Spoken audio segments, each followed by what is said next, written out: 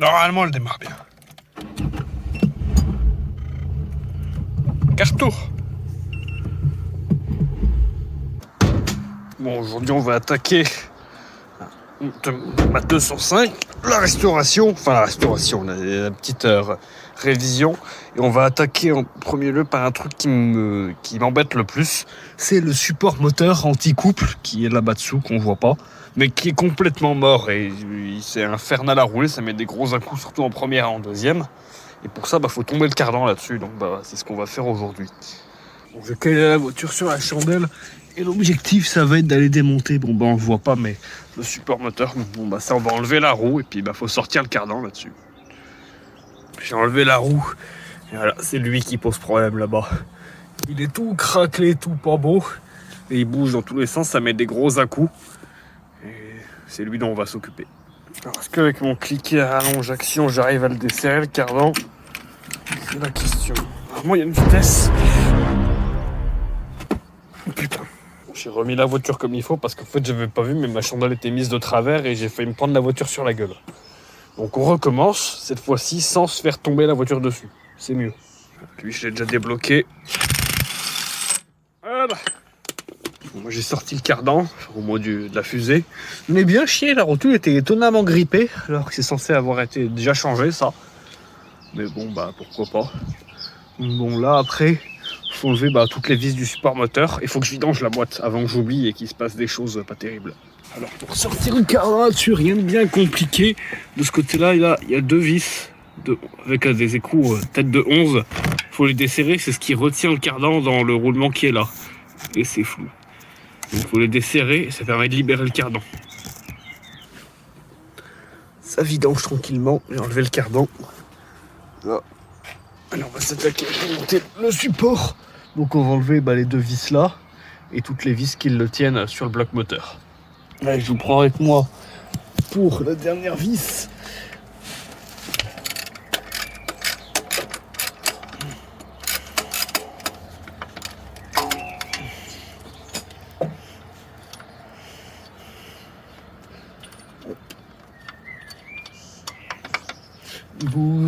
C'est bien la dernière.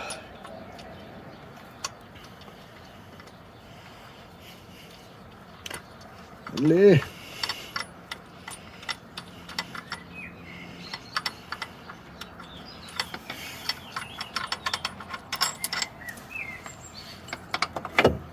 Et coucou.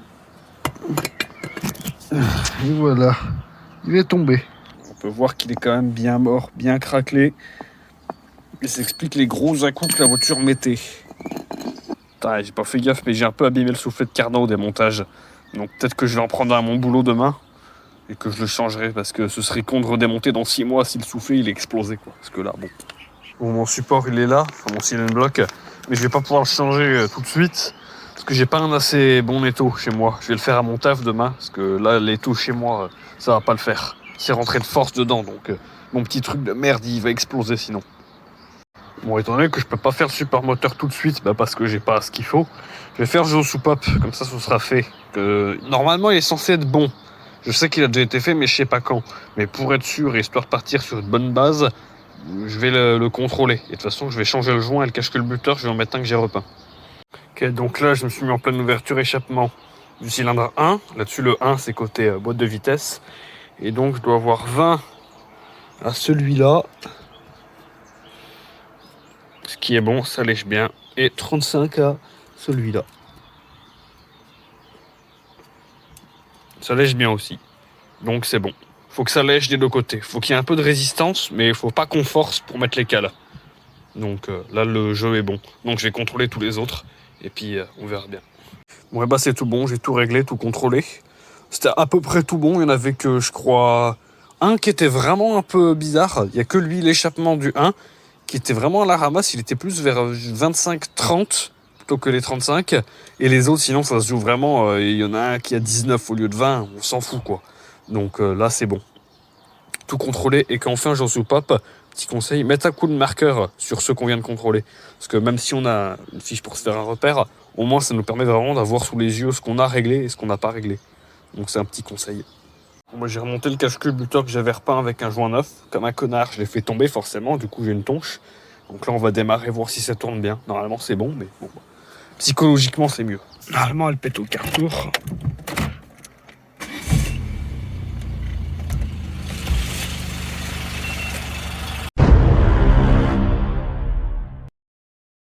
Bon, le lendemain de ce que t'as vu, et donc ce matin j'ai voulu aller monter le cylindre bloc à mon boulot, dans les taux. Donc je sors l'ancien, je prends lui, et c'est là que je me dis, attends, il y a un problème, parce qu'il est beaucoup trop gros. Là je sais pas si ça se verra, mais c'est impossible qu'il rentre dedans. J'ai mesuré, lui il fait 70 de diamètre, et lui il fait 65. Donc forcément il y a un petit problème. Du coup j'appelle le fournisseur de mon boulot en me disant, voilà, pas disponible avant semaine prochaine. Je regarde à l'origine, plus fabriqué.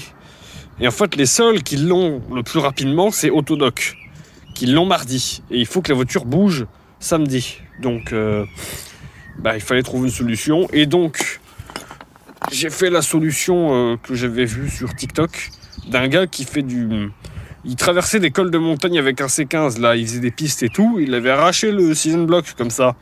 Et tel est dans un garage ou je sais plus quoi, et pas la pièce et tout. Et il avait bourré de la colle à pare-brise dedans, comme ça. Et il avait dit, ça sauve ton support moteur, en fait. Alors certes, c'est pas beau, c'est pas professionnel, mais bon, en soi, ça marche. Et j'ai vu d'autres gars qui le faisaient. Bon, certains, c'était avec du Superflex, ou je sais plus comment ça s'appelle, mais un produit pour rigidifier les trucs. Et là, ça fait pareil, en fait. Donc bon, temporairement, ça marchera. Et de toute façon, je m'en fous. Ça prend 15 minutes à redémonter. Donc si dans 6 mois, faut redémonter, je le ferai. Là, c'est pas grave. Donc en attendant, je vais mettre ça. Et puis on verra bien combien de temps ça dure. Ça fera un test aussi. Et de toute façon, c'est ma voiture, je vais pas la vendre. Donc je m'en fous, en fait, qu'il y a de la colle à pare-brise dans mon support moteur. Je m'en fous complètement.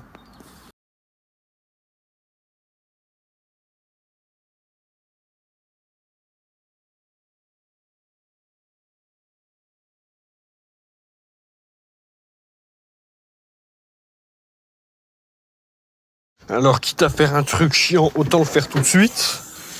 Donc, on va s'occuper de mon soufflet de cardan que j'ai défoncé hier. Du coup, j'en ai pris un adaptable à mon boulot. J'aime pas trop ces trucs adaptables, mais au moins là, je l'avais tout de suite. Et puis ça ira, c'est une 205, hein. C'est pas une voiture de compétition. Donc ça ira bien.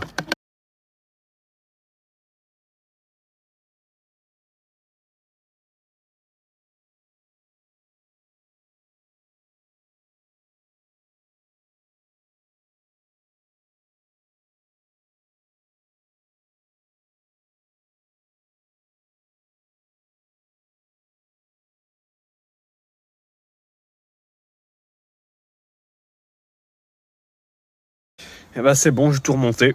Sauf la roue, bien sûr. Ouais, j'ai bien galéré pour le mettre le soufflet quand même. Je sais pas si vous avez vu, là, j'ai dû faire un accéléré, je crois. C'est bien galère parce que je vais pas le cône. Et du coup, je me suis démerdé, je m'en suis fabriqué un, c'était un peu le bordel. Tout serré, tout remis. Le cylindre bloc que j'ai rafistolé. Normalement, ça devrait tenir, il n'y a pas de raison. Et puis comme ça, on pourra attaquer la suite.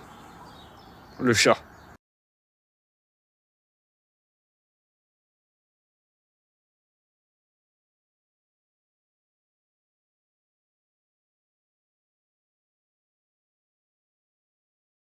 Bon, je vais arrêter là pour ce soir.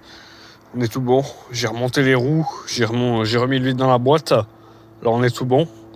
Et demain, je m'occuperai de faire la suite. Là, en attendant, on est déjà pas mal. Le principal est fait.